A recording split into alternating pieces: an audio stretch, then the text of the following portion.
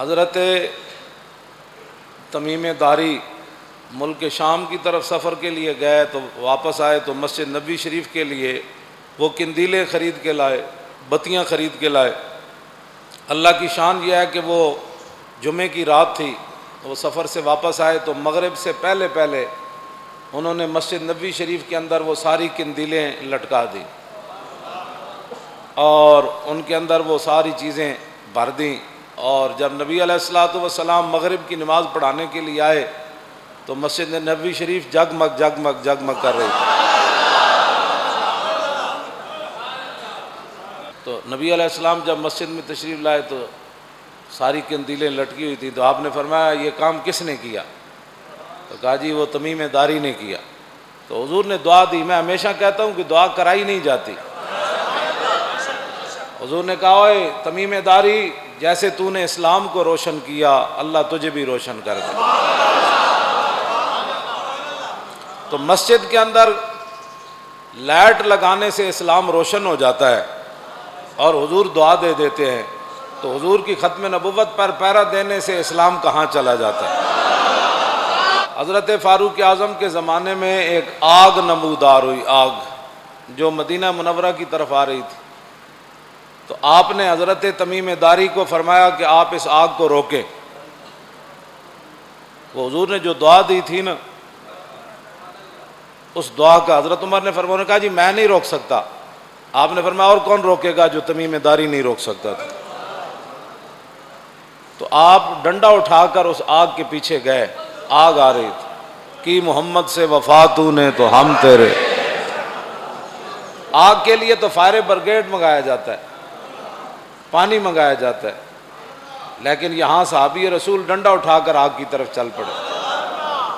تو آپ نے جب آگ نے آپ کو دیکھا تو آگ پیچھے مڑی، کی محمد سے یہ جہاں چیز ہے کیا۔ آپ نے ڈنڈے سے ایسے اسے ہانکا جیسے بکریوں کو ہانکا جاتا، ادھر سے وہ ہو تو آپ ڈنڈا لے کر ادھر چلے جائیں، اس کو ایسے قابو کر لیا، آپ نے آگے لگا لیا اس کو، اور چلتے چلتے آپ اسے غار کے کنارے لے گئے، پہاڑ کے اندر غار، آپ نے اس کو جیسے بکریاں باڑے میں داخل کی جاتی ہیں، آپ نے اس آگ کو اس غار کے اندر داخل کیا اور خود بھی ڈنڈا لے کر اندر داخل ہو گئے۔ کیوں جی؟ حضرت عمر پھر کیا فرمایا کرتے تھے؟ آپ نے فرمایا جنہیں تمیم داری نو ویکھیا ایک او بندہ ہے، جنہیں نہیں ویکھیا ایک او بندہ ہے، فرمایا دو میں برابر نہیں ہو سکتے۔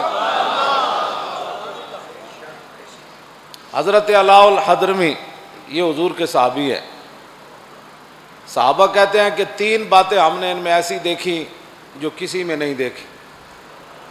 آپ نے فرمایا جب بھی پانی کی ضرورت پڑی آپ نے ہاتھ اٹھائے بارش ہو گئی۔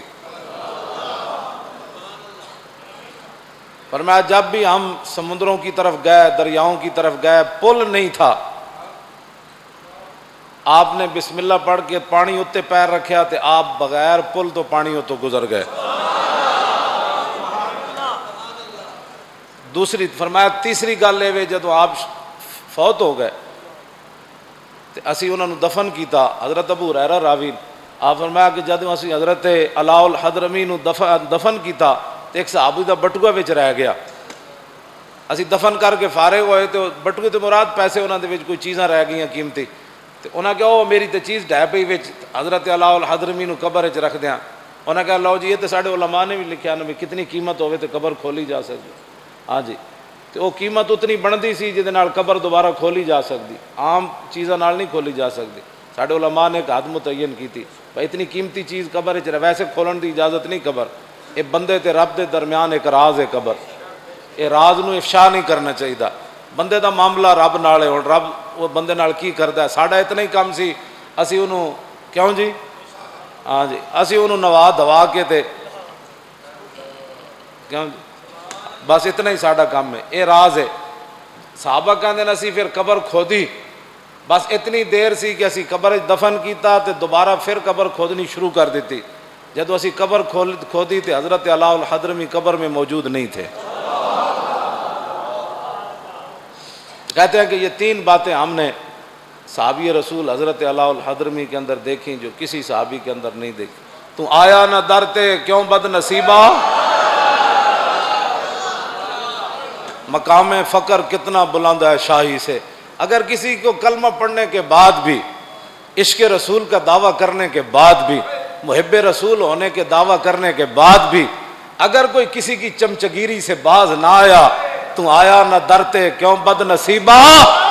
ہزارہ رنگاں وچ رنگیں دے محمد.